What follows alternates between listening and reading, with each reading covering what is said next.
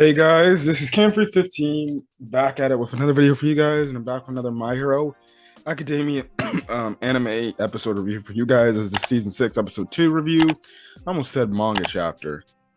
It's because it's just become a habit with me where I've been reviewing the manga for My Hero because the anime's been out for a long time, and now I'm thinking, oh, this is a My Hero Academia manga. No, that's tomorrow. That's tomorrow. That's on Sunday. But then we get another anime episode of My Hero Academia. Another good, solid episode of My Hero Academia. The more I see of season 6, reminds me of all of the freaking moments I was reading of this war arc in the manga, being left on the cliffhangers for chapters. See, the difference is My Hero Academia can actually adapt like damn near almost full, maybe even 2 chapters in one episode, compared to a manga which will only give me about 17 pages, and then guess what? I have to wait either a week or maybe every 2 weeks, or if there's a break, yada yada yada. But another solid episode. My co-host, the Red Wolf, is not joining me this week because he is in Mexico. But in episode 3, you'll get his somewhat of a condensed thoughts of episode 2. But this episode is strictly for the Mirko fans, people who love Mirko in the manga. Well, they should have enjoyed this episode, and if you weren't a big Mirko fan now, well, this episode should have made you one. I'm a fan of Mirko. She's not my favorite out of all the heroes we've gotten, but she's up there for she's like clearly one of the best, and Horikoshi clearly likes her a lot, and she was absolutely kicking ass this week, man. So yeah. So anyways, we pick up right where we left off. After I guess a little bit of a freaking. I'll say this. I hope this doesn't become a staple for the remaining episodes. This arc, which is the 2 minute. Excuse me. Which is the 2 minutes of pretty much an entire recap of all events. The second episode started off with the whole quirks thing and everything, and then Deku narrating over oh, well, here's what the heroes have been doing, and here's what the villains have been doing, yada yada yada. By the time we get to that part, 2 minutes of the episode finally happens before we get somewhat new, tiny little bit of content of after Mirko broke in and found Dr. Garaki. I hope that's not a mainstay because one, the opening is about a minute or 2 minutes long, opening. So I don't know why they're having this 2 minute intro to the episode. You could literally do away with that.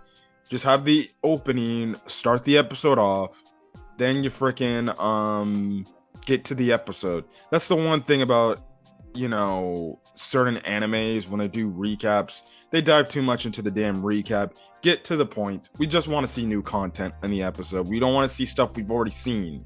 I don't understand why we have to recap things, but it is what it is. Whatever.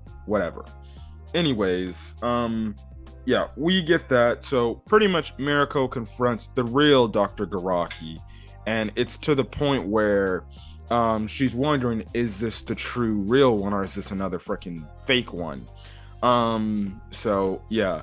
Now in the meantime, we actually cut outside the hospital where Shino is, and pretty much they're told to evacuate. The explosions are going off the moment where the Nomus end up attacking Endeavor and his group.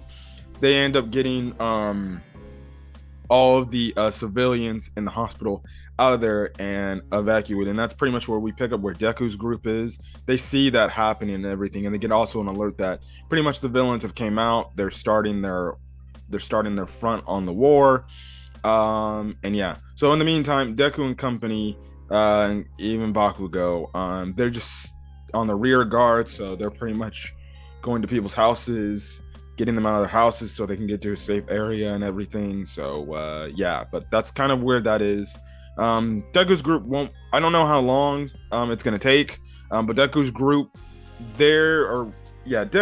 they won't get involved for a while, pretty much. Now, we already see how Kaminari, in terms of Kaminari, he's pretty much the first out of Class 1A getting involved in the fighting, but we'll talk about that at the end of the episode. But we cut back over to the hospital, and they're pretty much surrounded by Nomus, and they're fighting them off and everything. And Endeavor is pretty much telling Mirko on the comms, hey, you need to capture Dr. Garaki so we can bring him in and put a non-stop to all of this and everything. But Mirko's like, I just want to hit him. Just let me hit him one more time. Just one more time, Endeavor. And Endeavor's just like, just freaking capture the damn doctor. We're busy right now. Now, they do send some heroes into the morgue area to help back her up, led by number 6 hero Crust. So yeah, but they're fighting Nomus on the floor, but they're easily taking them out, and everything. And we get this cool interaction moment between Endeavor and Aizawa. And Aizawa uses quirks on the Nomu in the area, which freezes them up because he's stopping their quirks, and pretty much Endeavor puts fire, and Endeavor asks Aizawa, he's like, hey, you could be a sidekick of mine. Want to join? And Aizawa's like, nah, I got lousy students I have to teach, referencing Class A. But I think Endeavor already knows that Todoroki is in his class, so yeah. But that's the thing there. Anyways, we cut back down to the underground area, and the thing is, like I said, Mirko's got Dr. Garaki cornered, and the reason why she wants to hit him to see if Dr. Garaki is another fake clone of the Doctor. So she goes in for an attack, and she actually kicks him. She pretty much, I guess you can say, injures him. It's not really badly. It gives him kind of a bruise from what it looks like, but she probably could have blown off his entire arm if not for the Nomu. I forgot the Nomu's name. It started with an M, but it's another little Nomu, tiny Nomu thing that looked like Johnny, the one Mirko smashed, which it was absolutely funny at the start of the episode when Dr. Garaki was having these memory flashbacks of Johnny and everything. I'm like, really? Okay. So yeah, anyways, we find out that little other Nomu was the one that was making the body clones and everything, and it distracts Mirko just enough for Dr. Garaki to get away. Not only get away, but release the high-end Nomus that were in the Baka tanks, pretty much. And he kind of discusses, in this episode, we kind of find out more about how the Nomu structure is, though. We found out that there's like a low tier Nomu, a middle tier Nomu, and then the high tier Nomu. But even higher than that is the high end Nomus. The lower tiers and the middle tiers, they're kind of what we've been seeing, the little Nomus that aren't really of a deal to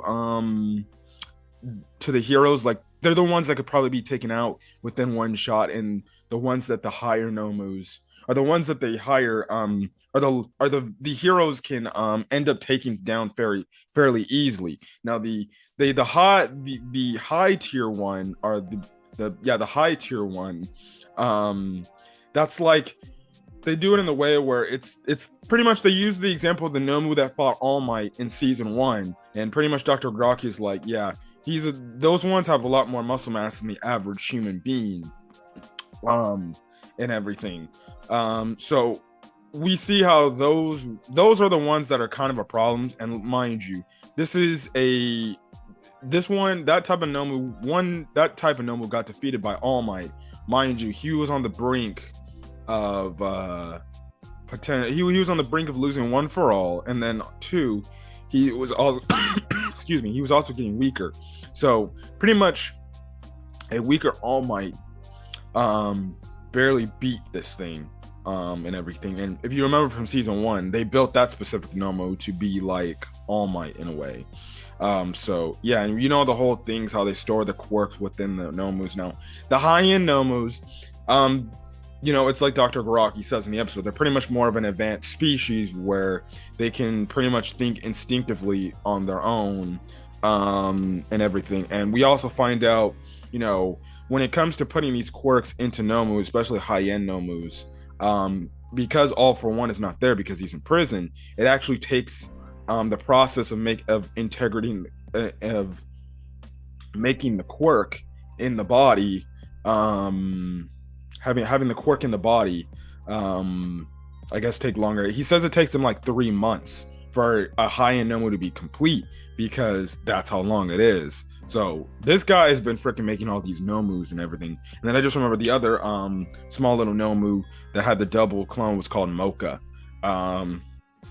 Yeah, Johnny and Mocha. Funny.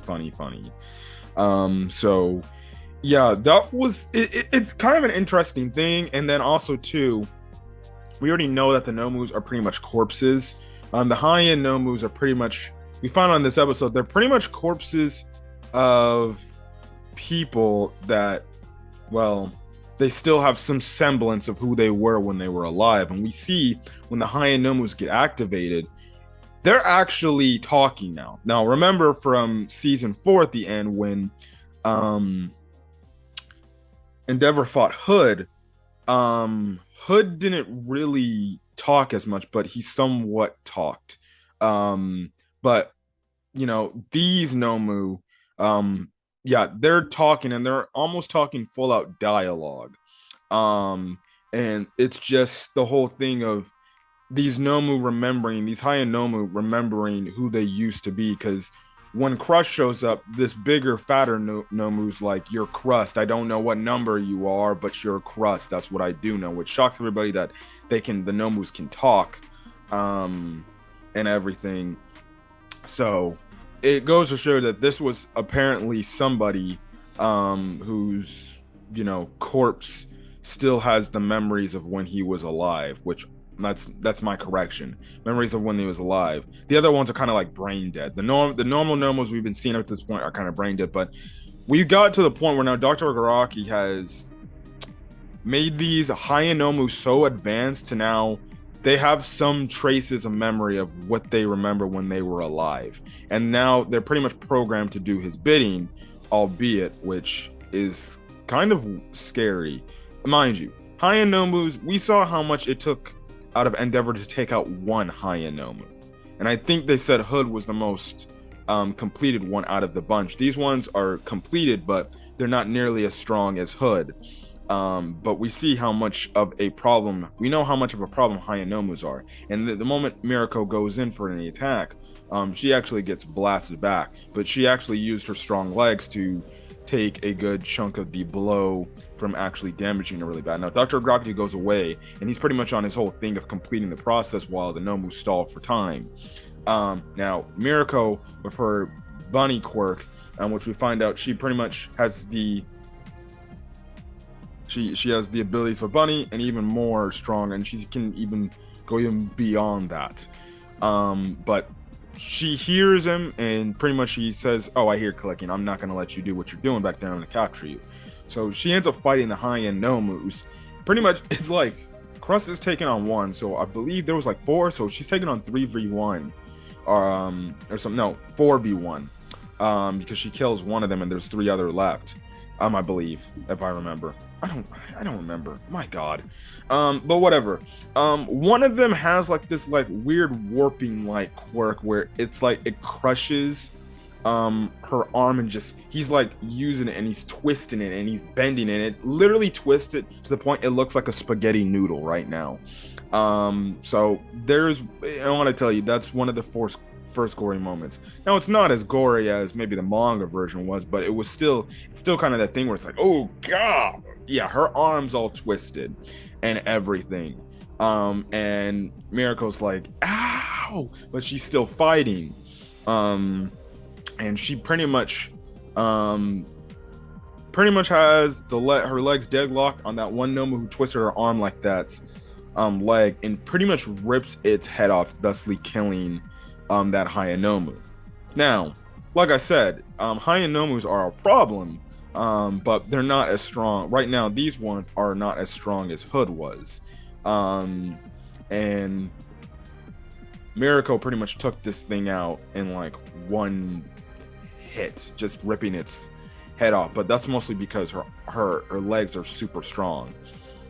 So, yeah. that's kind of the thing there, and we're kind of left off with the whole thing is that she's gonna fight the other two before she gets to Dr. Garaki, because at first that's what she was trying to do. She's trying to get to Dr. Garaki, trying to outrun them, but she couldn't. So yeah, that's kind of the thing there. Anyways, we cut to the Gungan Mountain Villa area, and they also get the alerts that the war at the hospital has started on their front. So they're like, well, okay, it's go time now.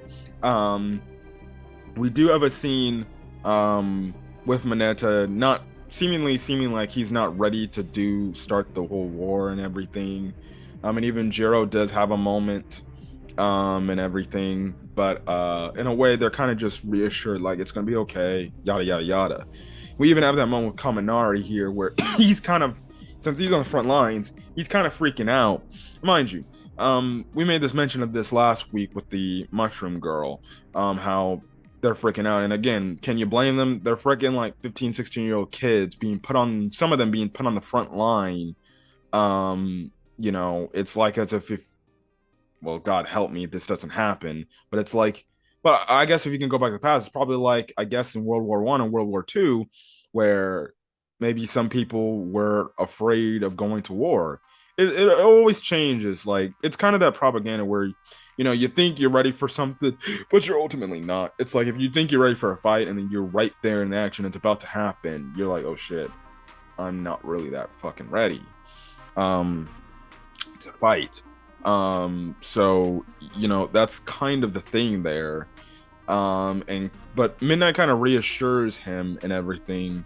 And she says something to him earlier, but the thing where she ends the episode off, she's like, well, I understand that, you know, that I understand how you're feeling and everything, but if you can't think of somebody of what your, you know, thing will do to save somebody, think of what's the most important to you in your heart. Now, I remember reading the manga chapter for this part, and you know, you get a nice shot scene where Kaminari, he thinks of that and everything, and then he looks back, and I guess the most important thing in his heart is Jiro. So now you can say in a way it's maybe he's thinking of her because that's his friend, that's his best friend, or maybe you can think of it as a way, no, he actually has feelings for her.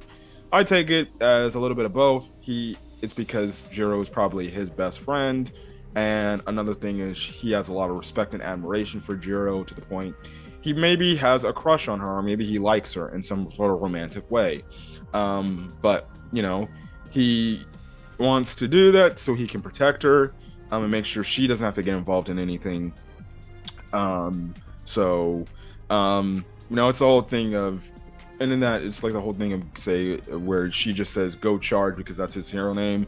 All of a sudden, like I said, the raid on the Gungan Mountain village happens. Cement Toss pretty much opens up the entire freaking mansion, and pretty much we have it to where Skeptic, he's losing his marbles because he's like, what the hell, the heroes are attacking at the front door. Wait, and then he remembers all the times where he was watching over Hawks and